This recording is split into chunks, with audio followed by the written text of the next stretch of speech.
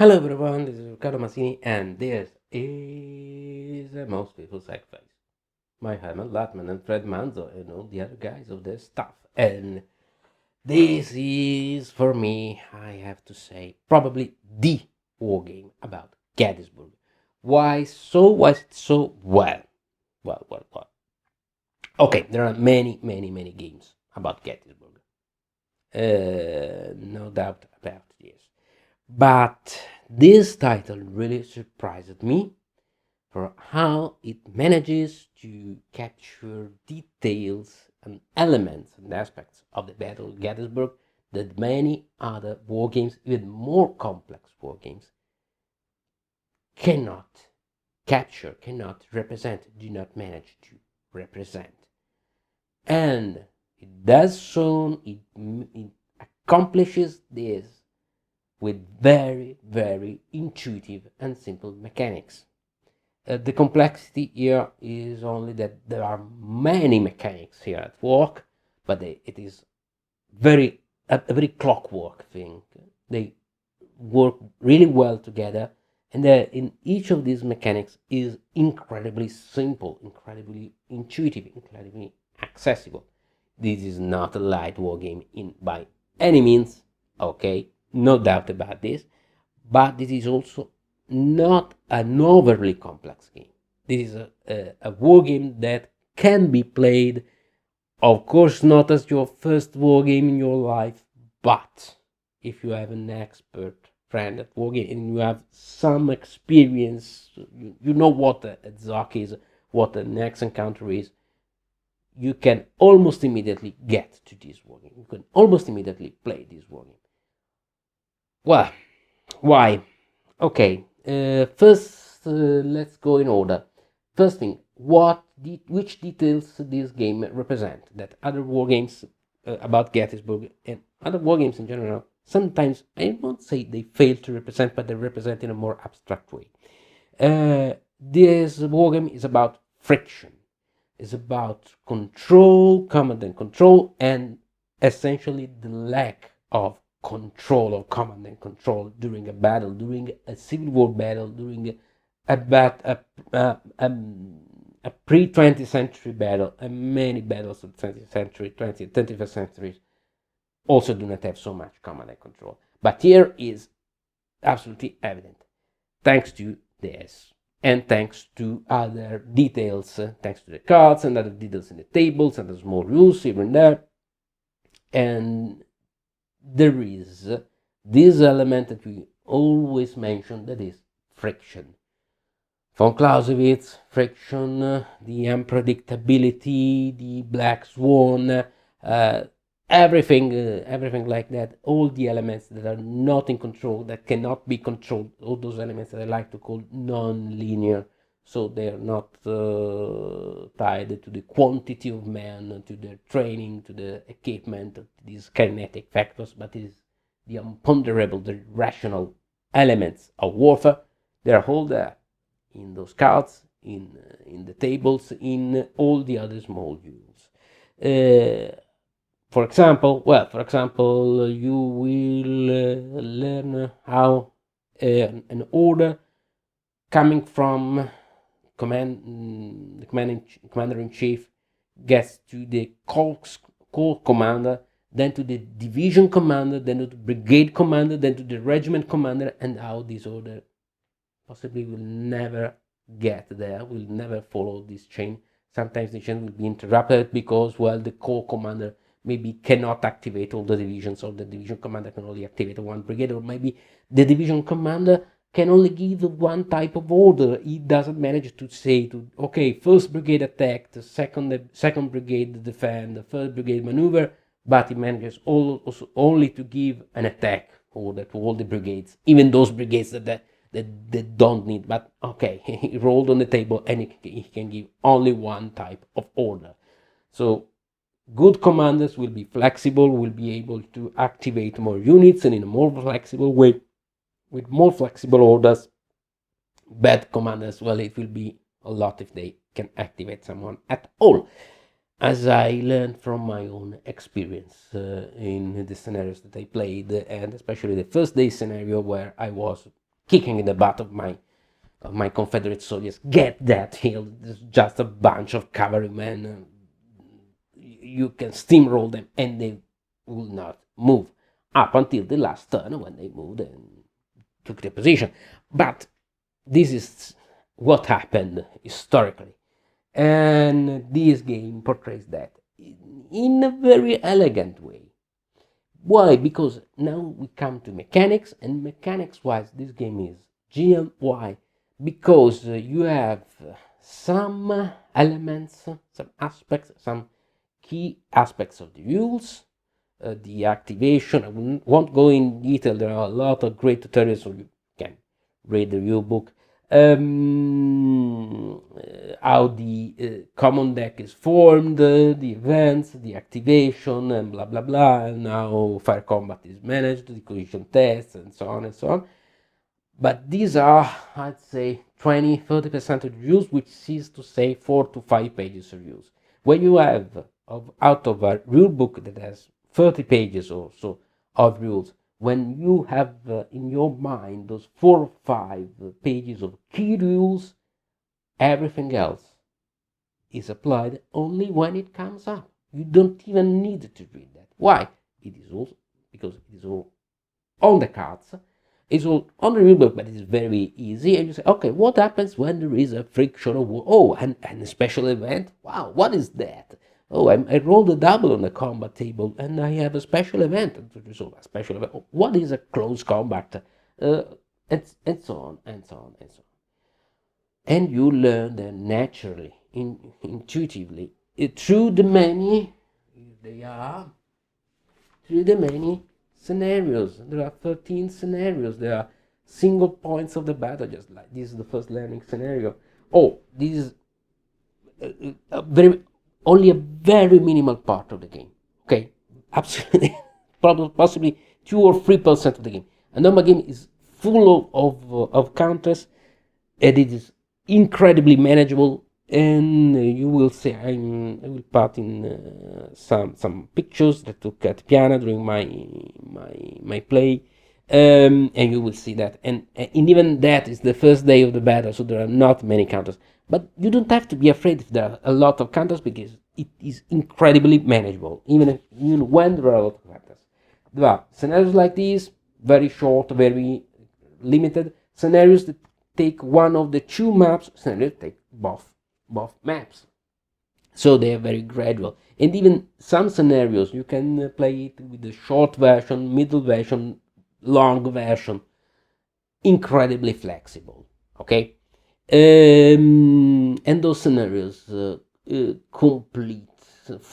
constitute a real, proper encyclopedia of the Battle of Gettysburg. If you want to study Gettysburg moment by moment, detail by detail, this is a great tool. This is not just a learning tool. This is a research and historical research tool. Absolutely. And boy, is it beautiful. This is a Rick Barber map.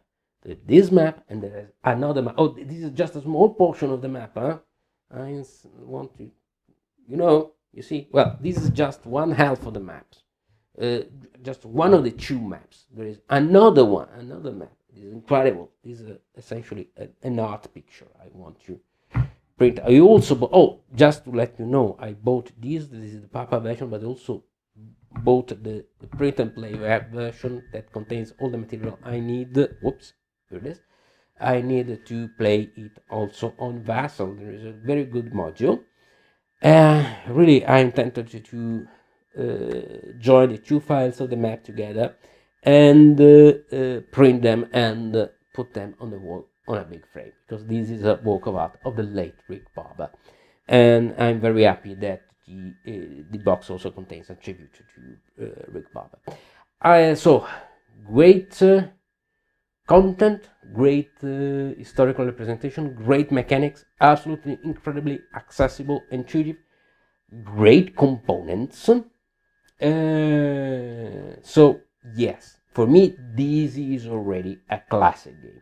I won't say that it's the definitive game about Gettysburg, but it if I want one game about Gettysburg, well, this is it. Sorry for the silence, just ignore them. Sometimes it happens. For me, this is it because it allows me to play single moments of the battle, the entire battle, the 3 days of battle, hypothetical scenarios, what if, and so on, and so on, and so on. So essentially, yes, this is not a game if you like to have total control, okay, over the battle. You'll have to compromise. You'll have to make do with what you have, with what control you manage to exercise to apply to your units. But this is also very, very realistic. So it is very, very nice and really almost refreshing. All of this in a highly, as I said, highly intuitive rules package. There are some small problems here that the table space, even if you just use one of the two maps, is quite big because you also have those display the division priorities that you have to place side by side. So there is a lot of random elements. Small things like the turn track is only one map, so if you play on the other map, you won't have a turn track unless you deploy both maps. And on the scenario book, I had to write the single division. You see the single division letters just to find them. Really small things, but aesthetically and historically and gameplay, this game is great. So absolutely, I absolutely recommend it. Okay, another problem, let's face it, is that it is not cheap. There's a good cost, and this cost is totally justified by the depth, by the richness of the quantity of the content, by the quality also of the content that you are going to get. But it is not a game for everybody, okay? But there is the print and play version that you can use as material to play it on vessel. So also you won't have any problem with space and you could play remotely. And it is a game that really is worth it. It's good also for a group purchase because it is very very playable also in multiplayer. You just give to each player one of the formation, one of the core, and they activate randomly by using the cards, by drawing the cards. But it also it is very solo friendly. There are just a couple of elements that are not solo friendly, but they're really details, they're really minor details that can be they can be easily ignored. And there's an incredible replayability because with random activation order and the events, everything is always different. Every single play for every single scenario is absolutely different.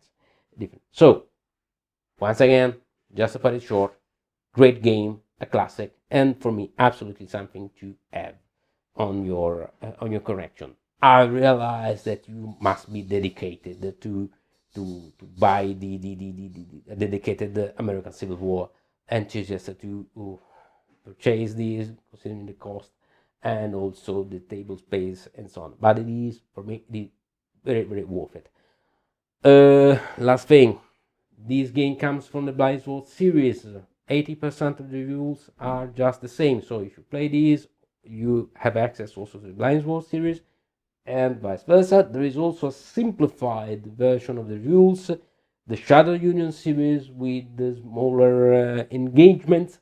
Very, very interesting. Now there is a Kickstarter campaign for the second edition of the game. All the first edition changes will be downloadable for those who have, like me, who have the first edition. But if you don't have it, this means that it's becoming once again available. And once again, this is a title to have in your collection, at least for me. Once again, for me, this is a classic. A great game, great elements. Love the interaction between cards and traditional classic gameplay, working gameplay. It can be intimidating with these tables. Oh, whoa, lots of tables. What should I do? This is only one of the many tables, but you understand that they're very easy to use. This is a disaggregated table that first you roll to see what cohesion test you're going to take based on the cohesion with 3 dice. It's great because in one stroke, and it is very easy to understand it, in one stroke you have the distinction between firepower and morale resistance. Great, absolutely. You just need, it intimidates you, but you just need a couple of, I won't say rounds, a couple of card draws, and everything comes back together. And there are a lot of small details. Well, you apply them as they come by. It is very easy, very accessible. This is a most fearful sacrifice. For me, a great game, and I hope to see. I am a Blind Sword series fan, I have to say, but I was really surprised by this title. I hope to see more of this. Maybe Antietam, maybe Chancellorsville, maybe other battles. Great game, absolutely. This is a most fearful sacrifice. And this was my vlog about it. Okay, see you later. See you in another episode. And as always, remember, don't be scared. It's just war games. Ciao.